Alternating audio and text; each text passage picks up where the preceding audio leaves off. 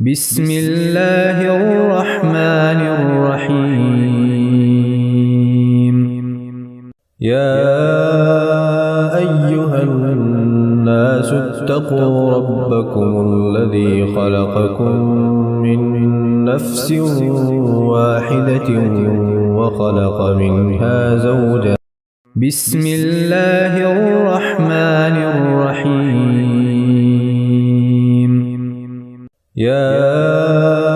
أيها الناس اتقوا ربكم الذي خلقكم من نفس واحدة وخلق منها زوجها وبث منهما رجالا كثيرا ونساء. واتقوا الله الذي تساءلون به والأرحام إن الله كان عليكم رقيبا. وآتوا اليتامى أموالهم ولا تتبدلوا الخبيث بالطيب ولا تأكلوا أموالهم إلى أموالكم إنه كان حوبا كبيرا. وإن خفتم ألا تقسطوا في اليتامى فانكحوا ما طاب لكم من النساء مثنى وثلاث ورباع. فإن خفتم ألا تعدلوا فواحدة أو ما ملكت أيمانكم ذلك أدنى ألا تعولوا. وآتوا النساء صدقاتهن نحلة فإن طبن لكم عن شيء منه نفسا فكلوه هنيئا مريئا. ولا تؤتوا السفهاء أموالكم التي جعل الله لكم قياما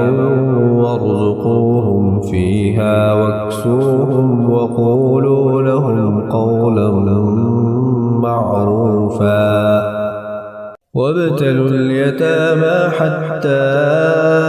إذا بلغوا النكاح فإن آنستم منهم رشدا فادفعوا إليهم أموالهم ولا تأكلوها إسرافا وبدارا أن يكبروا. ومن كان غنيا فليستعفف ومن كان فقيرا فليأكل بالمعروف. فإذا دفعتم إليهم أموالهم فأشهدوا عليهم وكفى بالله حسيبا. للرجال نصيب مما ترك الوالدان والأقربون وللنساء نصيب مما ترك الوالدان والأقربون مما قل منه أو كثر نصيبا مفروضا.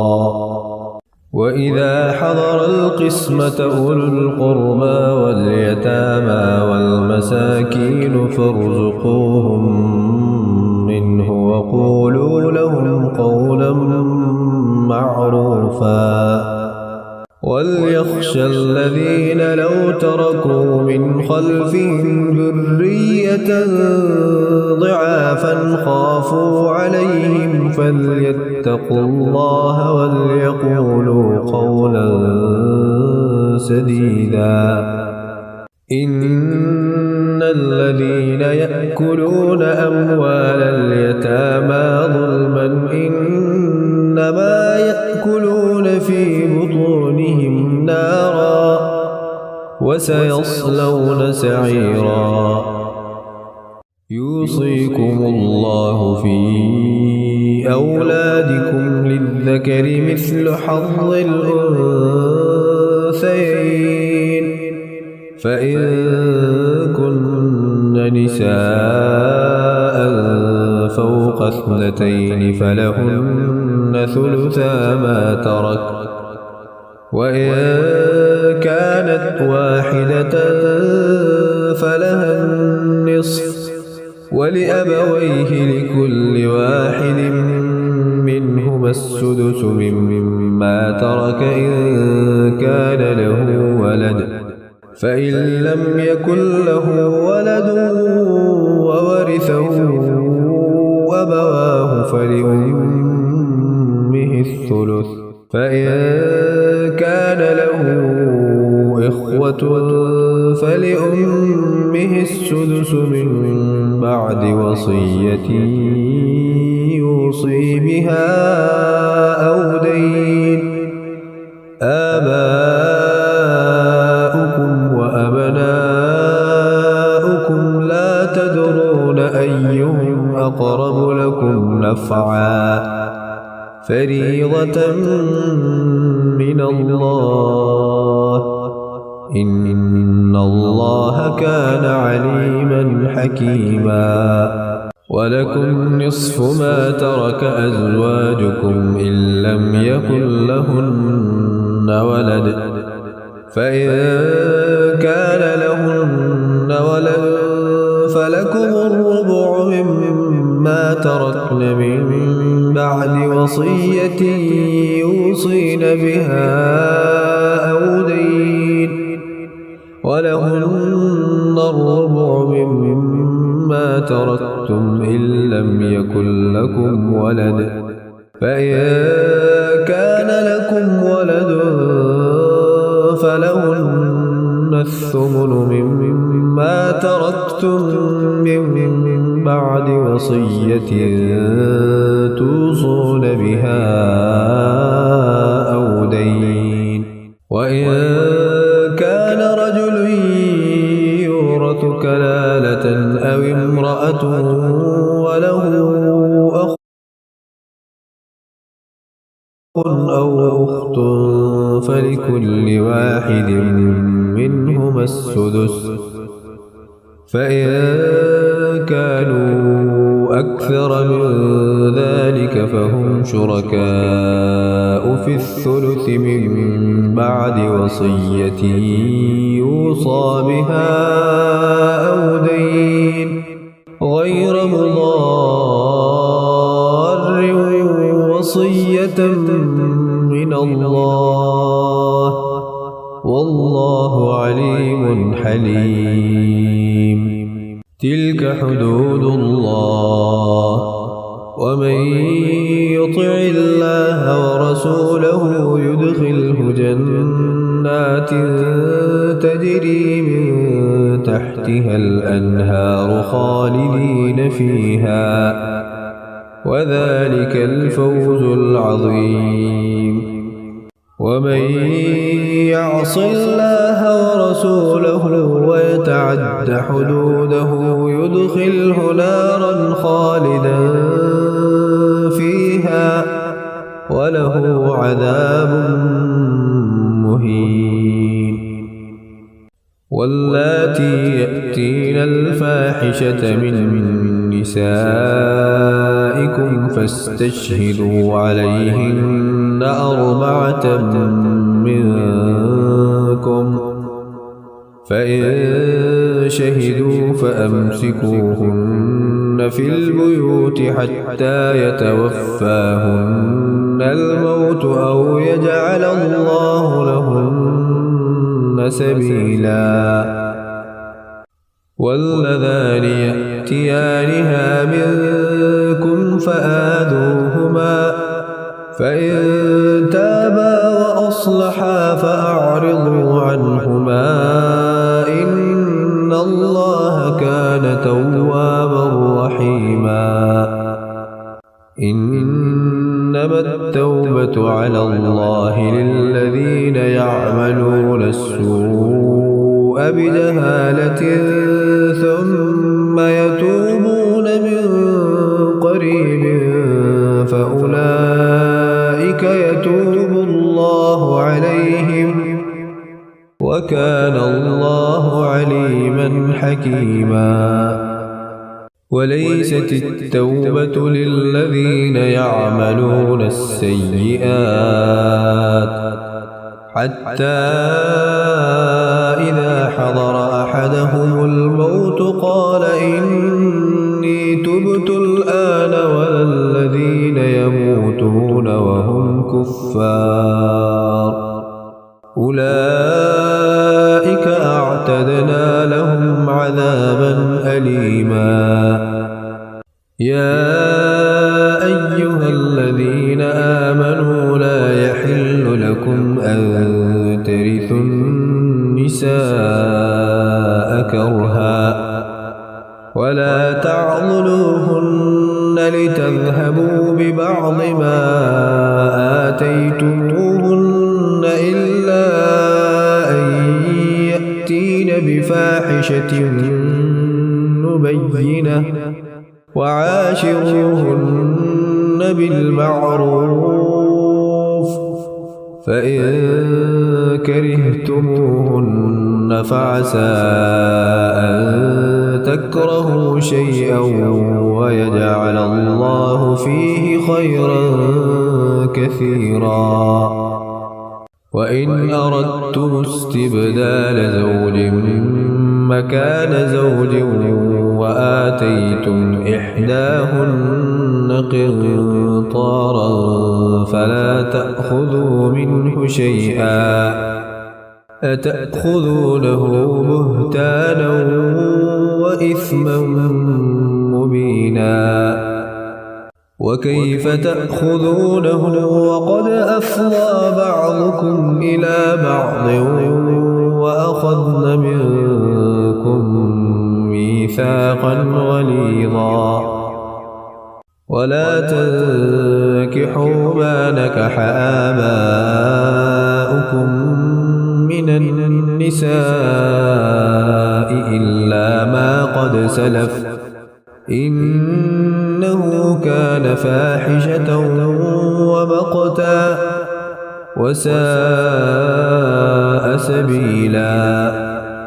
حرمت عليكم أمهاتكم وبناتكم وأخواتكم وعماتكم وخالاتكم وبنات الأخ وبنات الأخت وأمهاتكم اللاتي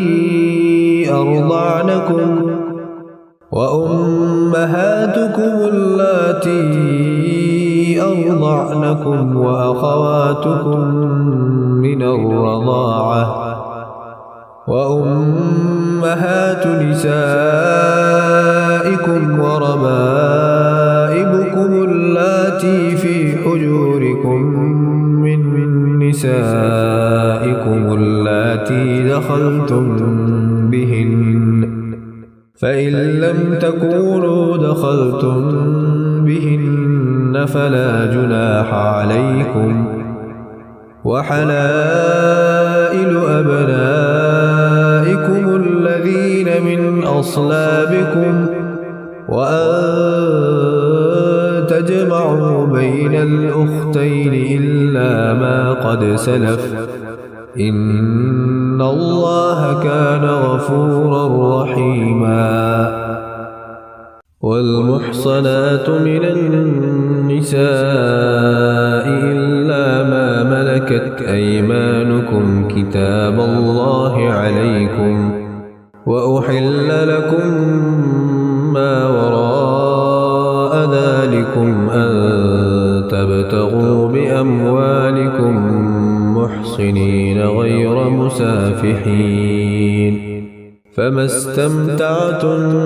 به منهن فآتوهن أجورهن فريضة ولا جناح عليكم فيما تراضيتم به من بعد الفريضة إن الله كان عليما حكيما ومن لم يستطع منكم طولا أن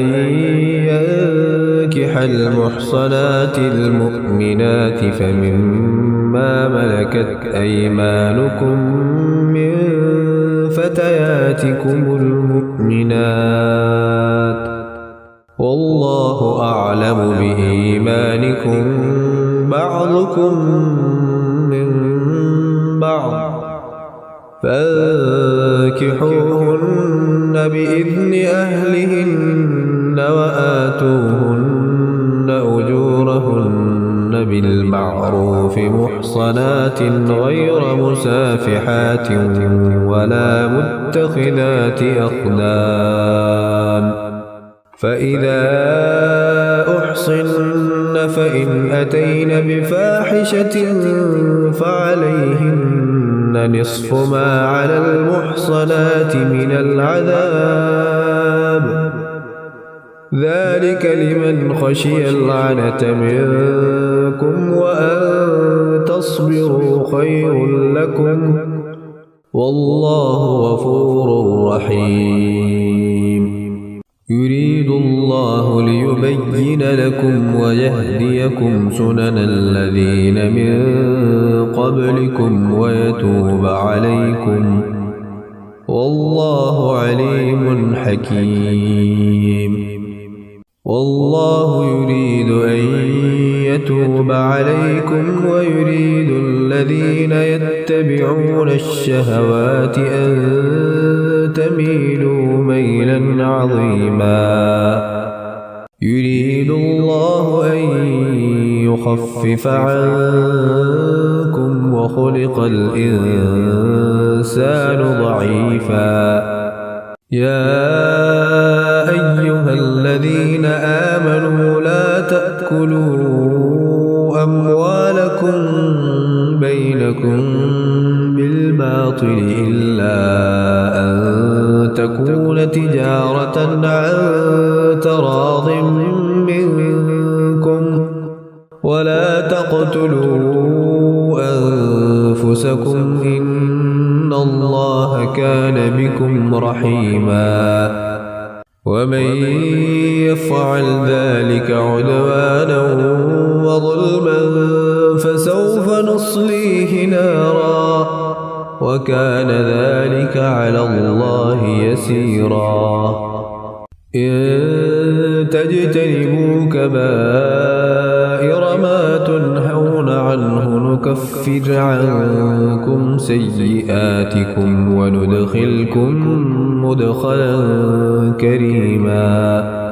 ولا تتمنوا ما فضل الله به بعضكم على بعض للرجال نصيب مما اكتسبوا وللنساء نصيب مما اكتسبن واسألوا الله من فضله إن الله كان بكل شيء عليما ولكل جعلنا موالي مما ترك الوالدان والأقربون والذين عقدت أيمانكم فآتوهم نصيبهم إن الله كان على كل شيء شهيدا الرجال قوامون على النساء بما فضل الله بعضهم على بعض وبما أنفقوا من أموالهم فالصالحات قانتات حافظات للغيب بما حفظ الله واللاتي تخافون نشوزهن فعظوهن واهجروهن في المضاجع واضربوهن فإن أطعنكم فلا تبغوا عليهن سبيلا إن الله كان عليا كبيرا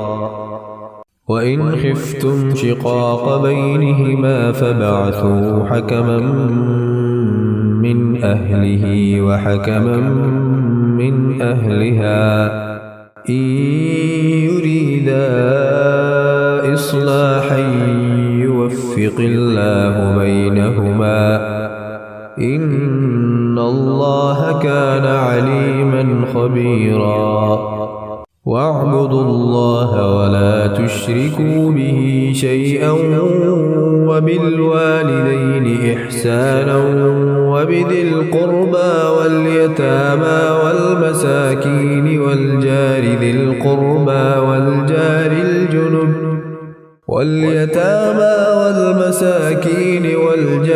القربى والجار الجنب والصاحب بالجنب وابن السبيل وما ملكت أيمانكم إن الله لا يحب من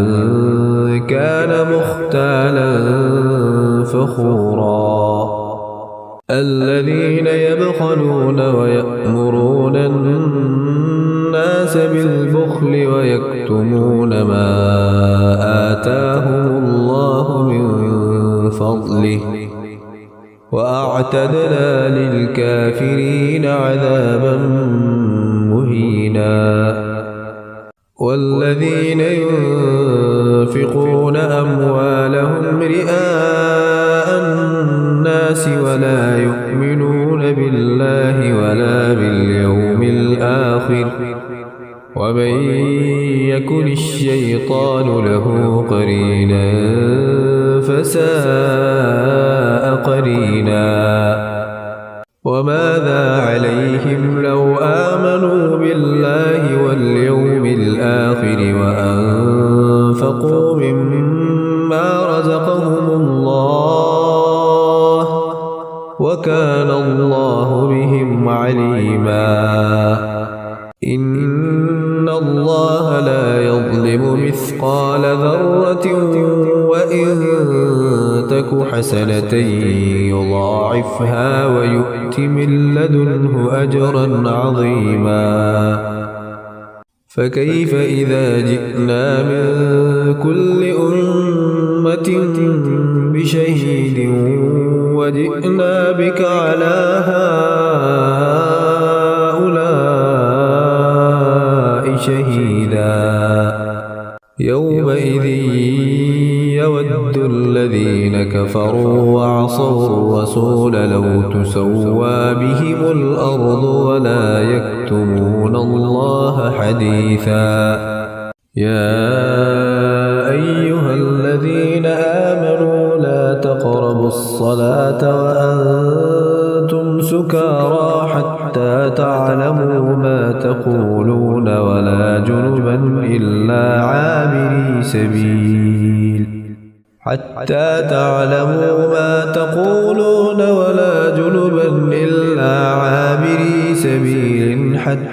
تغتسلوا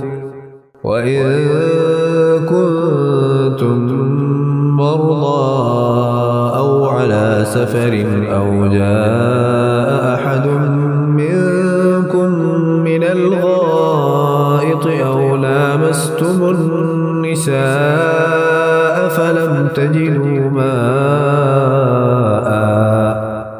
فلم تجدوا ماء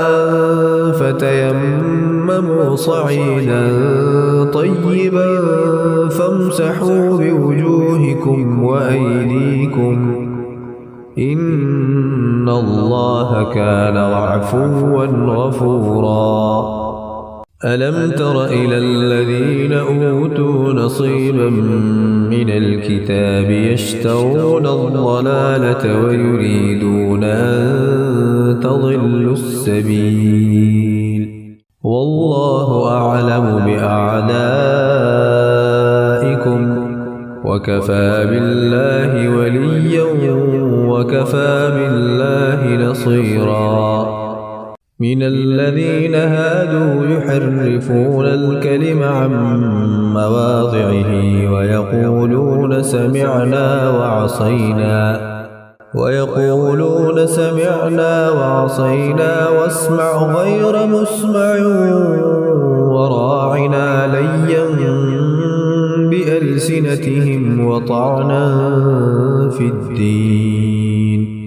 ولو أنهم قالوا سمعنا وأطعنا واسمع وانظرنا لكان خيرا لهم وأقوم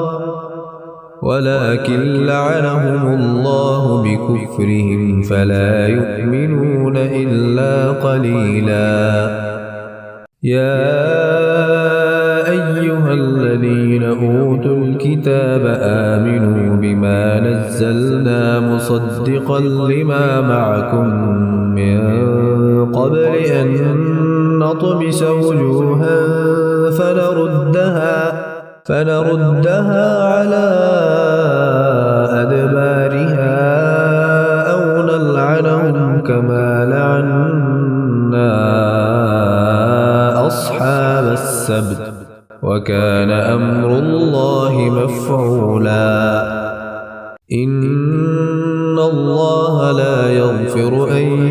يشرك به ويغفر ما دون ذلك لمن يشاء ومن يشرك بالله فقد افترى إثما عظيما ألم تر إلى الذين يزكون أنفسهم بل الله يزكي من يشاء ولا يظلمون فتيلا انظر كيف يفترون على الله الكذب وكفى به إثما مبينا ألم تر إلى الذين أوتوا نصيبا من الكتاب يؤمنون بالجبت والطاغوت ويقولون للذين كفروا هؤلاء أهدى من الذين آمنوا سبيلا أولئك الذين لعنهم الله ومن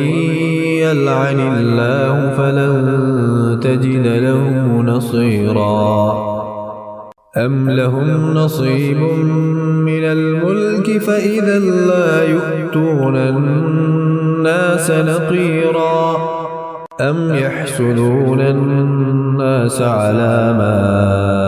آتاهم الله من فضله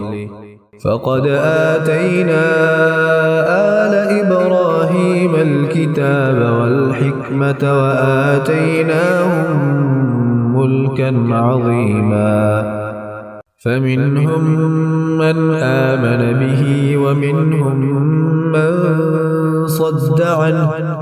وكفى بجهنم سعيرا إن الذين كفروا بآياتنا سوف نصليهم نارا كلما نضجت جلودهم بدلناهم جلودا غيرها ليذوقوا العذاب إن الله كان عزيزا حكيما والذين آمنوا وعملوا الصالحات سندخلهم جنات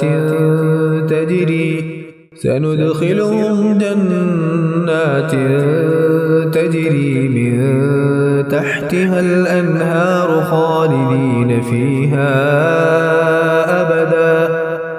لهم فيها أزواج مطهرة وندخلهم ظلا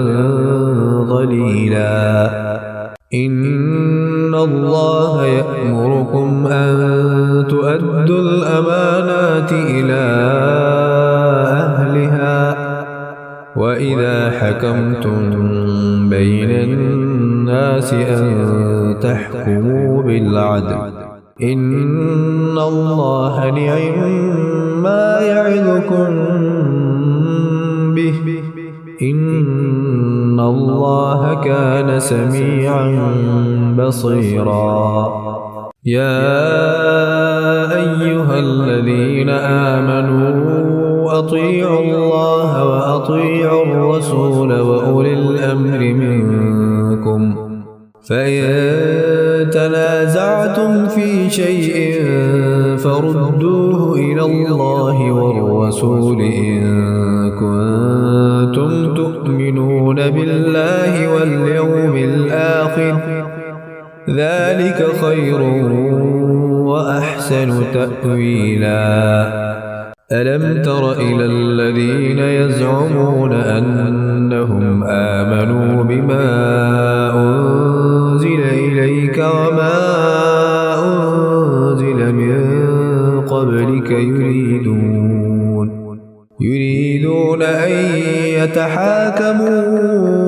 إلى الطاغوت وقد أمروا أن يكفروا به ويريد الشيطان أن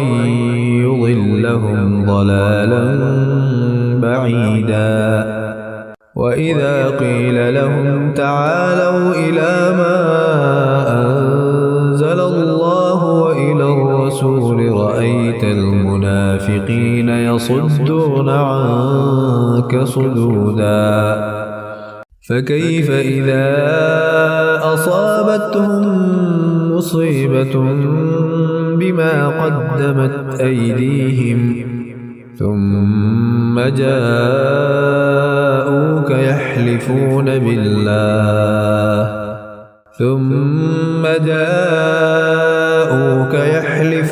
بالله إن أردنا إلا إحسانا وتوفيقا أولئك الذين يعلم الله ما في قلوبهم فأعرض عنهم وعظهم وقل لهم في أنفسهم قولا بليغا وما أرسلنا من رسول إلا ليطاع بإذن الله ولو أنهم إذ ظلموا أنفسهم جاءوك فاستغفروا الله واستغفر لهم الرسول لوجدوا الله توابا رحيما فلا وربك لا يؤمنون حتى يحكموك فيما شجر بينهم ثم لا يجدوا في أنفسهم حرجا مما قضيت ويسلموا تسليما ولو أنا كتبنا عليهم أن اقتلوا أنفسكم أو اخرجوا من دياركم ما فعلوه إلا قليل منهم ولو أنهم فعلوا ما يوعظون به لكان خيرا لهم وأشد تثبيتا وإذا لآتيناهم من لدنا أجرا عظيما ولهديناهم صراطا مستقيما ومن يطع الله والرسول فأولئك مع الذين أنعم الله عليهم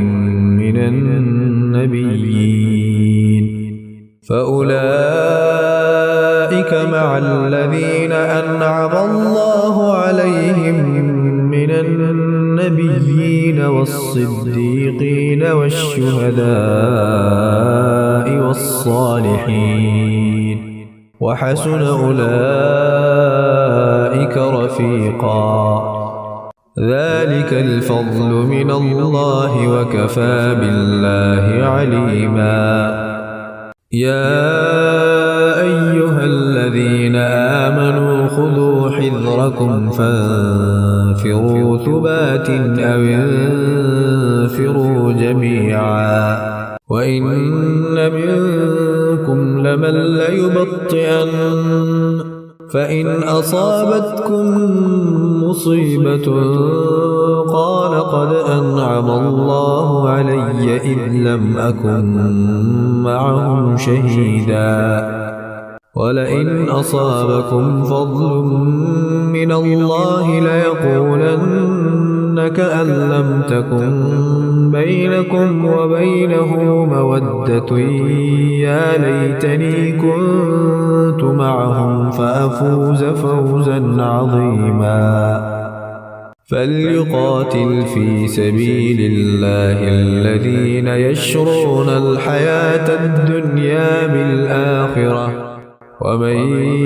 يقاتل في سبيل الله فيقتل أو يغلب فسوف نؤتيه أجرا عظيما وما لكم لا تقاتلون في سبيل الله والمستضعفين من الرجال والنساء والولدان الذين يقولون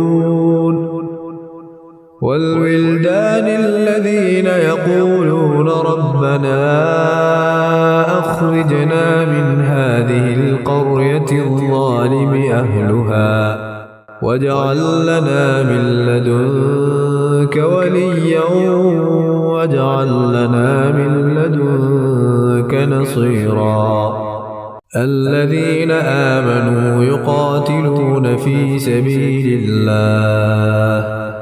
والذين كفروا يقاتلون في سبيل الطاغوت فقاتلوا أولياء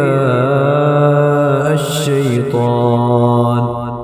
إن كيد الشيطان كان ضعيفا ألم تر إلى الذين قيل لهم كفوا أيديكم وأقيموا الصلاة وآتوا الزكاة فلما كتب عليهم القتال إذا فريق منهم يخشون الناس كخشية الله أو أشد خشية وقالوا ربنا لم كتبت علينا القتال لولا أخرتنا إلى أجل قريب قل متاع الدنيا قليل والآخرة خير لمن اتقى ولا تظلمون فتيلا أينما تكونوا يدرككم الموت ولو كنتم في بروج مشيدة وإن تصبهم حسنة يقولوا هذه من عند الله وإن تصبهم سيئة يقولوا هذه من عندك قل كل من عند الله فما لهؤلاء القوم لا يكادون يفقهون حديثا ما أصابك من حسنة فمن الله وما أصابك من سيئة فمن نفسك وأرسلناك للناس رسولا وكفى بالله شهيدا من يطع الرسول فقد أطاع الله ومن تولى فما أرسلناك عليهم حفيظا ويقولون طاعة فإذا برزوا من عندك بيت طائفة منهم غير الذي تقول والله يكتب ما يبيتون فأعرض عنهم وتوكل على الله وكفى بالله وكيلا أفلا يتدبرون القرآن ولو كان من عند غير الله لوجدوا فيه اختلافا كثيرا وإذا جاءهم أمر من الأمن أو الخوف أذاعوا به ولو ردوه إلى الرسول وإلى أولي الأمر منهم لعلمه الذين يستنبطونه منهم ولولا فضل الله عليكم ورحمته لاتبعتم الشيطان إلا قليلا فقاتل في سبيل الله لا تكلف إلا نفسك وحرض المؤمنين عسى الله أن يكف بأس الذين كفروا والله أشد بأسا وأشد تنكيلا من يشفع شفاعة حسنة يكن له نصيب منها ومن يشفع شفاعة سيئة يكن له كفل منها وكان الله على كل شيء مقيتا وإذا حييتم بتحية فحيوا بأحسن منها أو ردوها إن الله كان على كل شيء حسيبا الله لا إله إلا هو ليجمعنكم إلى يوم القيامة لا ريب فيه ومن أصدق من الله حديثا فما لكم في المنافقين فئتين والله أركسهم بما كسبوا أتريدون أن تهدوا من أضل الله ومن يضلل الله فلن تجد له سبيلا ودوا لو تكفرون كما كفروا فتكونون سواء فلا تتخذوا منهم أولياء حتى يهاجروا في سبيل الله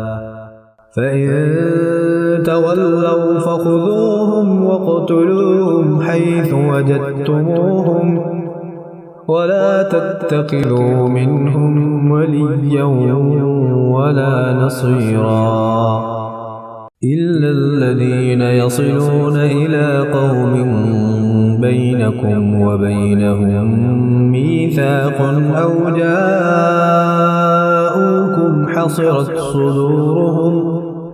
أو جاءوكم حصرت صدورهم أن يقاتلوكم أو يقاتلوا قومهم ولو شاء الله لسلطهم عليكم فلقاتلوكم فإن اعتزلوكم فلم يقاتلوكم وألقوا إليكم السلم فما جعل الله لكم عليهم سبيلا ستجدون آخرين يريدون أن يأمنوكم ويأمنوا قومهم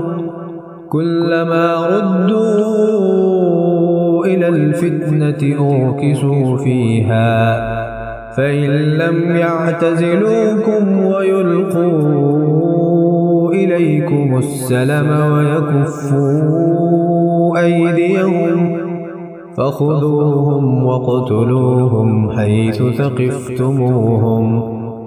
وأولئك أولئكم جعلنا لكم عليهم سلطانا مبينا وما كان لمؤمن أن يقتل مؤمنا إلا خطأ ومن قتل مؤمنا خطأ فتحرير رقبة مؤمنة ودية مسلمة إلى أهله إلا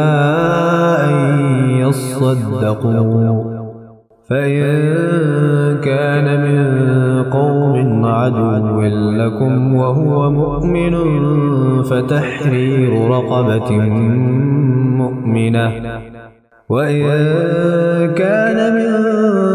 قوم بينكم وبينهم ميثاق فدية مسلمة إلى أهله وتحرير رقبة مؤمنة فمن لم يجد فصيام شهرين متتابعين توبة من الله وكان الله عليما حكيما ومن يقتل مؤمنا متعمدا فجزاؤه جهنم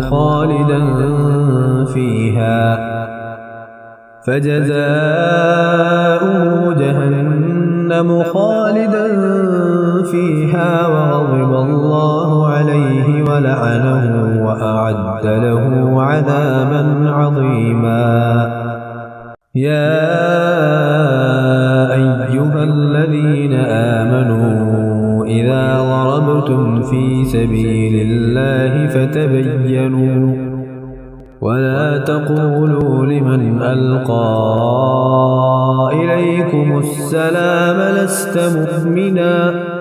تبتغون عرض الحياة الدنيا فعند الله مغانم كثيرة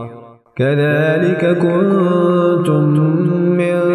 قبل فمن الله عليكم فتبينوا إن الله كان بما تعملون خبيرا لا يستوي القاعدون من المؤمنين غير أولي الضرر والمجاهدون في سبيل الله بأموالهم وأنفسهم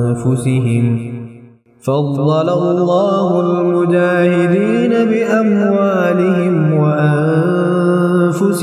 على القاعدين درجة وكلا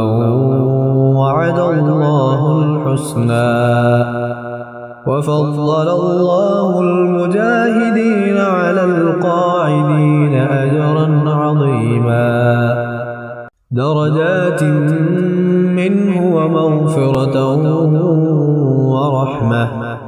وكان الله غفورا رحيما إن الذين توفاهم الملائكة ظالمي أنفسهم قالوا فيم كنتم قالوا كنا مستضعفين في الأرض قالوا ألم تكن أرض الله واسعة فتهاجروا فيها فأولئك مأواهم جهنم وساءت مصيرا إلا المستضعفين من الرجال والنساء والولدان لا يستطيعون حيلة ولا يهتدون سبيلا فأولئك عسى الله أن يعفو عنهم وكان الله عفوا غفورا ومن يهاجر في سبيل الله يجد في الأرض مراغما كثيرا وسعة ومن يخرج من بيته مهاجرا إلى الله ورسوله ثم يدركه الموت فقد وقع أجره على الله وكان الله غفورا رحيما. وإذا ضربتم في الأرض فليس عليكم جناح أن تقصروا من الصلاة إن خفتم أن يفتنكم الذين كفروا إن الكافرين كانوا لكم عدوا مبينا. وإذا كنت فيهم فأقمت لهم الصلاة فلتقم طائفة منهم معك وليأخذوا أسلحتهم فإذا سجدوا فليكونوا من ورائكم ولتأت طائفة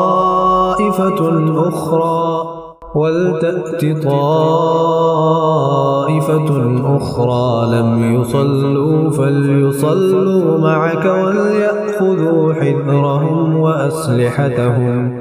ود الذين كفروا لو تغفلون عن أسلحتكم وأمتعتكم فيميلون عليكم ميلة واحدة ولا جناح عليكم إن كان بكم أذى من مطر أو كنتم مرضى أن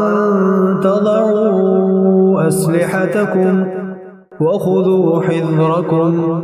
إن الله أعد للكافرين عذابا مهينا. فإذا قضيتم الصلاة فاذكروا الله قياما وقعودا وعلى جنوبكم فإذا اطمأننتم فأقيموا الصلاة إن الصلاة كانت على المؤمنين كتابا موقوتا. ولا تهنوا في ابتغاء القوم إن تكونوا تألمون فإنهم يألمون كما تألمون وترجون من الله ما لا يرجون وكان الله عليما حكيما. إنا أنزلنا إليك الكتاب بالحق لتحكم بين الناس بما أراك الله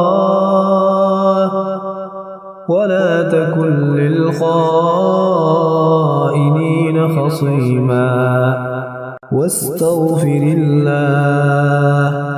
إن الله كان غفورا رحيما.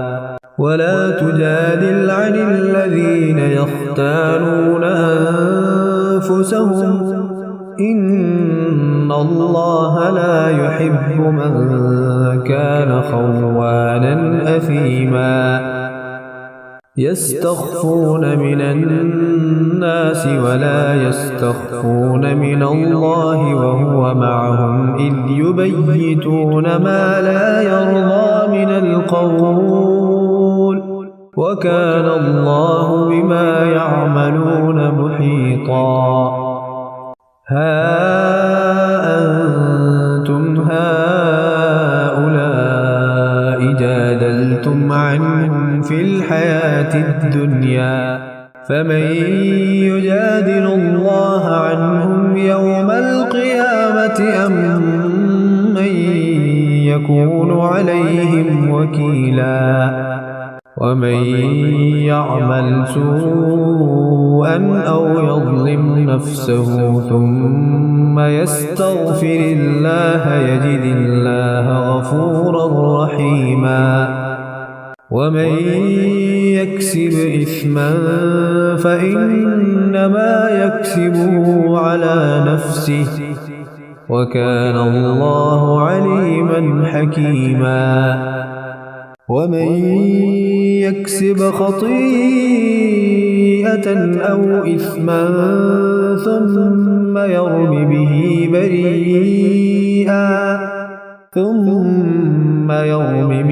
بريئا فقد احتمل بهتانا وإثما مبينا. ولولا فضل الله عليك ورحمته لهمت طائفة منهم أن يضلوك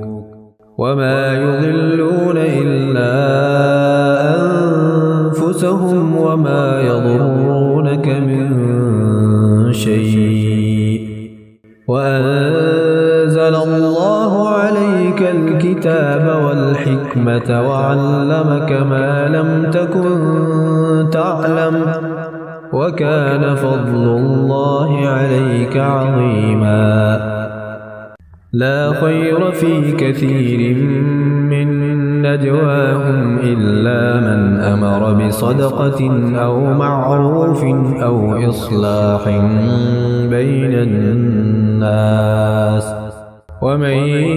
يفعل ذلك ابتغاء مرضات الله فسوف نؤتيه أجرا عظيما. ومن يشاقق الرسول من بعد ما تبين له الهدى ويتبع غير سبيل المؤمنين نوله ما تولى ونصله جهنم وساءت مصيرا. إن الله لا يغفر أن يشرك به ويغفر ما دون ذلك لمن يشاء ومن يشرك بالله فقد ضل ضلالا بعيدا. إن يدعون من دونه إلا إناثا وإن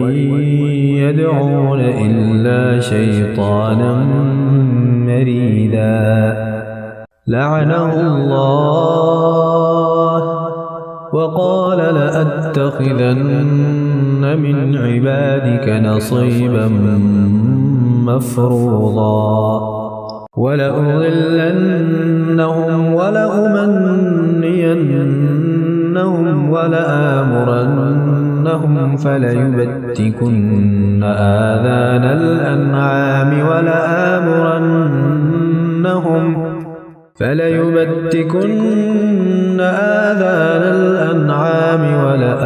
ولآمرنهم فليغيرن خلق الله.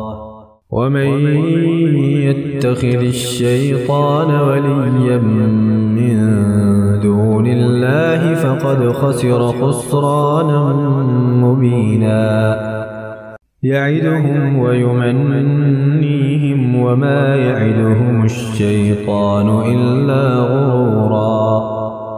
أولئك مأواهم جهنم ولا يجدون عنها محيصا. والذين آمنوا وعملوا الصالحات سندخلهم جنات تجري من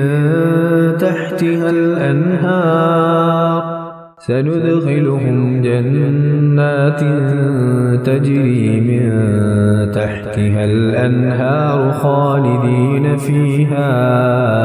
أبدا. وعد الله حقا ومن أصدق من الله قيلا. ليس بأمانيكم ولا أماني أهل الكتاب. من يعمل سوءا يجز به ولا يجد له من دون الله وليا ولا نصيرا. ومن يعمل من الصالحات من ذكر أو أنثى وهو مؤمن فأولئك يدخلون الجنة ولا يظلمون نقيرا. ومن أحسن دينا ممن أسلم وجهه لله وهو محسن واتبع ملة إبراهيم حنيفا واتخذ الله إبراهيم خليلا. ولله ما في السماوات وما في الأرض وكان الله بكل شيء محيطا. ويستفتونك في النساء قل الله يفتيكم فيهن وما يتلى عليكم في الكتاب في يتامى النساء اللاتي لا تؤتونهن ما كتب لهن وترغبون أن تنكحوهن والمستضعفين من الولدان وأن تقوموا لليتامى بالقسط وما تفعلوا من خير فإن الله كان به عليما. وإن امرأة خافت من بعلها نشوزا أو إعراضا فلا جناح عليهما أن يصلحا بينهما صلحا والصلح خير وأحضرت الأنفس الشح وإن تحسنوا وتتقوا فإن الله كان بما تعملون خبيرا. ولن تستطيعوا أن تعدلوا بين النساء ولو حرصتم فلا تميلوا كل الميل فتذروها كالمعلقة. وإن تصلحوا وتتقوا فإن الله كان غفورا رحيما. وإن يتفرقا يغن الله كلا من سعته وكان الله واسعا حكيما. ولله ما في السماوات وما في الأرض ولقد وصينا الذين أوتوا الكتاب من قبلكم وإياكم أن اتقوا الله وإن تكفروا فإن لله ما في السماوات وما في الأرض وكان الله غنيا حميدا. ولله ما في السماوات وما في الأرض وكفى بالله وكيلا. إن يشأ يذهبكم أيها الناس ويأت بآخرين وكان الله على ذلك قديرا. من كان يريد ثواب الدنيا فعند الله ثواب الدنيا والآخرة وكان الله سميعا بصيرا. يا أيها الذين آمنوا كونوا قوامين بالقسط شهداء لله ولو على أنفسكم أو الوالدين والأقربين إن يكن غنيا أو فقيرا فالله أولى بهما فلا تتبعوا الهوى أن تعدلوا وإن تلووا أو تعرضوا فإن الله كان بما تعملون خبيرا. يا أيها الذين آمنوا بالله ورسوله والكتاب الذي نزل على رسوله والكتاب الذي أنزل من قبل، ومن يكفر بالله وملائكته وكتبه ورسله واليوم الآخر فقد ضل ضلالا بعيدا. إن الذين آمنوا ثم كفروا ثم آمنوا ثم كفروا ثم ازدادوا كفرا لم يكن الله ليغفر لهم ولا ليهديهم سبيلا. بشر المنافقين بأن لهم عذابا أليما. الذين يتخذون الكافرين أولياء من دون المؤمنين أيبتغون عندهم العزة فإن العزة لله جميعا. وقد نزل عليكم في الكتاب أن إذا سمعتم آيات الله يكفر بها ويستهزأ بها فلا تقعدوا معهم حتى يخوضوا في حديث غيره، إنكم إذا مثلهم،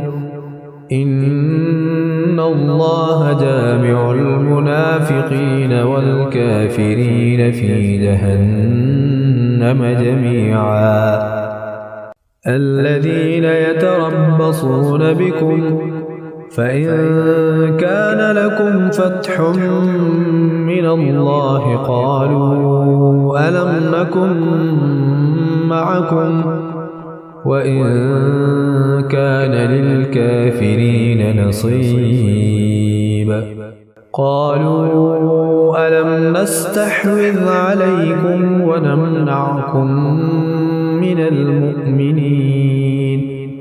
فالله يحكم بينكم يوم القيامة ولن يجعل الله للكافرين على المؤمنين سبيلا. إن المنافقين يخادعون الله وهو خادعهم، وإذا قاموا إلى الصلاة قاموا كسى لا يراءون الناس ولا يذكرون الله إلا قليلا مذبذبين بين ذلك لا إله هؤلاء ولا إله هؤلاء، ومن يضلل الله فلن تجد له سبيلا. يا أيها الذين آمنوا لا تتخذوا الكافرين أولياء من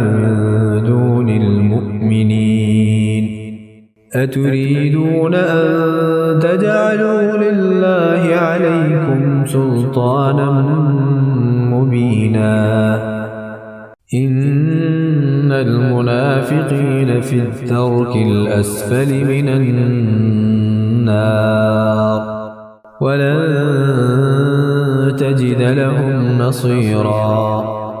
إلا الذين تابوا وأصلحوا واعتصموا بالله وأخلصوا دينهم لله فأولئك مع المؤمنين، وسوف يؤتي الله المؤمنين أجرا عظيما. ما يفعل الله بعذابكم إن شكرتم وآمنتم وكان الله شاكرا عليما. لا يحب الله الجهر بالسوء من القول إلا من ظلم، وكان الله سميعا عليما. إن تبدوا خيرا أو تخفوه أو تعفو عن سوء فإن الله كان عفوا قديرا.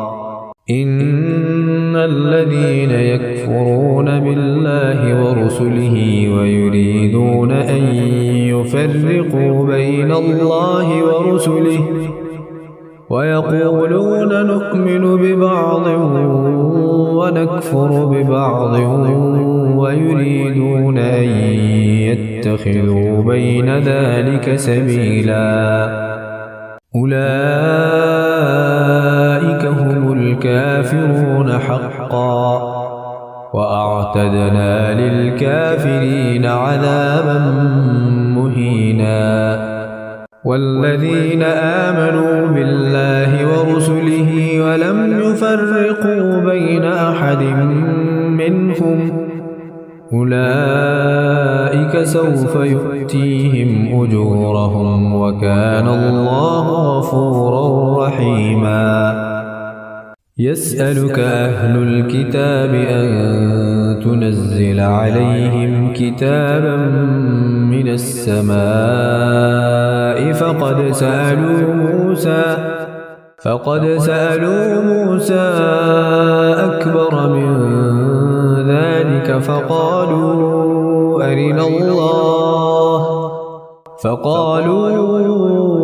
أرنا الله جهرة فأخذتهم الصاعقة بظلمهم ثم اتخذوا العجل من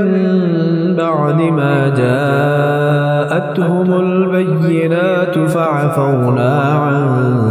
ذلك وآتينا موسى سلطانا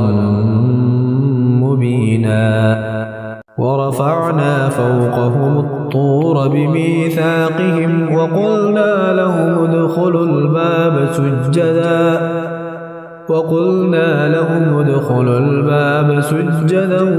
وقلنا لهم لا تعدوا في السبت وأخذنا منهم ميثاقا غليظا. فبما نقضهم ميثاقهم وكفرهم بآيات الله وقتلهم الأنبياء بغير حق وقولهم قلوبنا غلف بل طبع الله عليها بكفرهم فلا يؤمنون إلا قليلا. وبكفرهم وقولهم على مريم بهتانا عظيما. وقولهم إنا قتلنا المسيح عيسى ابن مريم رسول الله وما قتلوه وما صلبوه ولكن شبه لهم وإن الذين اختلفوا فيه لفي شك منه ما لهم به من علم إلا اتباع الظن وما قتلوه يقينا بل رفعه الله إليه وكان الله عزيزا حكيما. وإن من أهل الكتاب إلا ليؤمنن به قبل موته ويوم القيامة يكون عليهم شهيدا. فبظلم من الذين هادوا حرمنا عليهم طيبات أحلت لهم وبصدهم عن سبيل الله كثيرا وأخذهم الربا وقد نهوا عنه وأكلهم أموال الناس بالباطل وأعتدنا للكافرين منهم عذابا أليما لكن الراسخون في العلم منهم والمؤمنون يؤمنون بما أنزل إليك وما أنزل من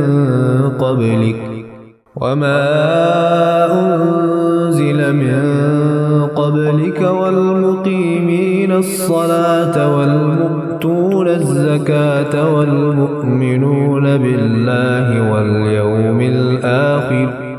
أولئك سنؤتيهم أجرا عظيما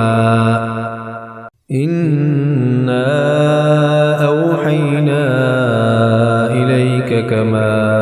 أوحينا إلى نوح والنبيين من بعده وأوحينا إلى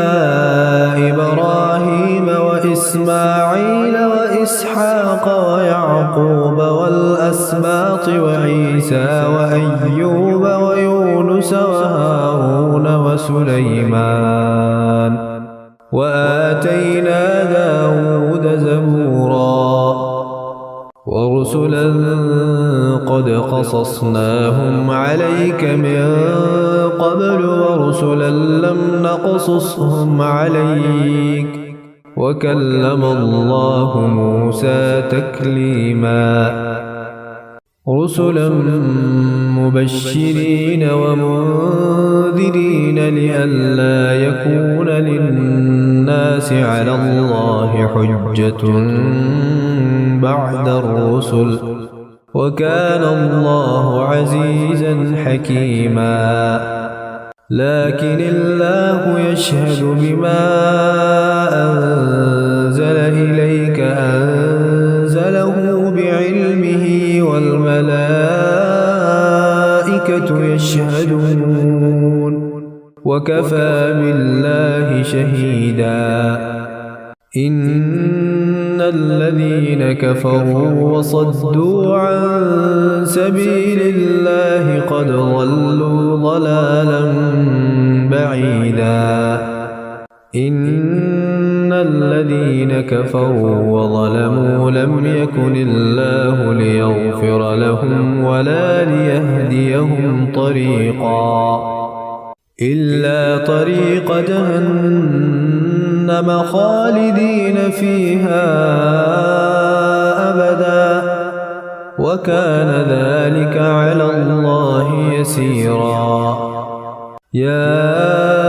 أيها الناس قد جاءكم الرسول بالحق من ربكم فآمنوا خيرا لكم